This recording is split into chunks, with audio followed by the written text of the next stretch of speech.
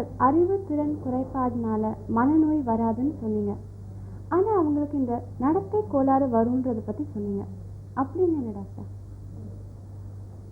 அதாவது நடத்தை கோளாறு அப்படின்னா அடம்பிடித்தல், அடிச்சாட்டியம் பண்ணுதல், ஓடி போதல், ரகளை பண்ணுதல், இதெல்லாம் நடத்தை கோளாறுன்னு சொல்கிறோம்.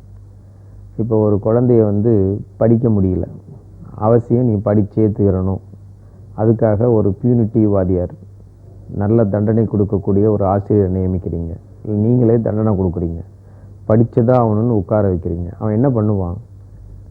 முடியலன்னு சொன்னால் நீங்கள் புரிஞ்சிக்க மாட்டேன்றீங்க. ஸோ அவன் எப்படி உங்களை புரிய வைப்பான்? எப்படியா உங்கள்கிட்ட தப்பிச்சா போதும். ஸோ நடத்தை கோளாறு, அழிச்சாட்டியம் பண்ணுறது, அதாவது படின்னு சொன்னால் அந்த சமயத்தில் வாந்தி எடுக்கிறது, இல்லாட்டி ஏதாவது இன்னும் சில சில்ட்ரன்லாம் பார்த்தா யூரினே போயிடுவாங்க ரொம்ப மிரட்டினீங்கன்னா, அந்த இடத்துல கூப்பிட்டு உட்கார வச்ச உடனே. ஸோ இந்த மாதிரி சில நடத்தை கோளாறுகள்.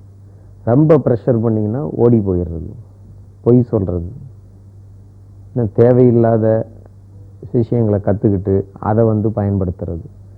ஸோ இந்த மாதிரி விஷயத்துக்கு பேர் நடத்தை கோளாறுன்னு பேர்.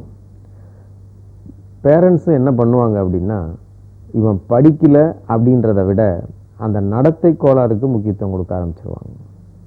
ஸோ நடத்தை கோளாறுக்காக எங்கள்கிட்ட கூட்டிகிட்டு வருவாங்க. அப்போ தான் நாங்கள் கண்டுபிடிப்போம், இந்த பையனுக்கு நடத்தை கோளாறு இல்லை, அறிவுத்திறன் குறையினால தான் இந்த ப்ராப்ளம்.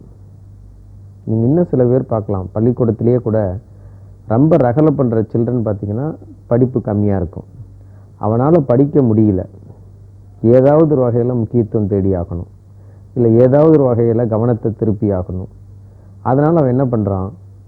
நடத்தையே மாற்றிக்கிறான். அதை நீங்கள் கோளாறுன்னு சொல்கிறீங்க. ஸோ நடத்தை கோளாறுன்னா பொய் சொல்கிறது, அடிக்கிறது, தொந்தரவு பண்ணுறது, அழிச்சாட்டியம் பண்ணுறது, அடம் பிடிக்கிறது, எதிர்த்து பேசுகிறது, வீட்டை விட்டு ஓடி போகிறது. இன்னும் ரொம்ப நீங்கள் ப்ரெஷரைஸ் பண்ணால் என்ன பண்ணுவான்? ஓடி தான் போய் ஆகணும். ஸோ இந்த மாதிரி காரியங்கள்லாம் பண்ணுறது. அதுக்கப்புறம் ஓடி போகும்போது எங்கே அவன் தனியாக இருக்க போவான்? அவனை அங்கீகரிக்கக்கூடிய இடத்துல போய் அவன் சேர்ந்தாகணும். அவனை அங்கீகரிக்கிறது யாராக இருப்பாங்க? சில சமூக விரோத அல்லது நடத்தை கோளாறுகள் அல்லது குணக்கோளாறு உள்ள கும்பலாக தான் இருக்கும். ஸோ இந்த மாதிரிலாம் குழந்தைய பாதிக்கும். இதுக்கு பேர் நடத்தை கோளாறு.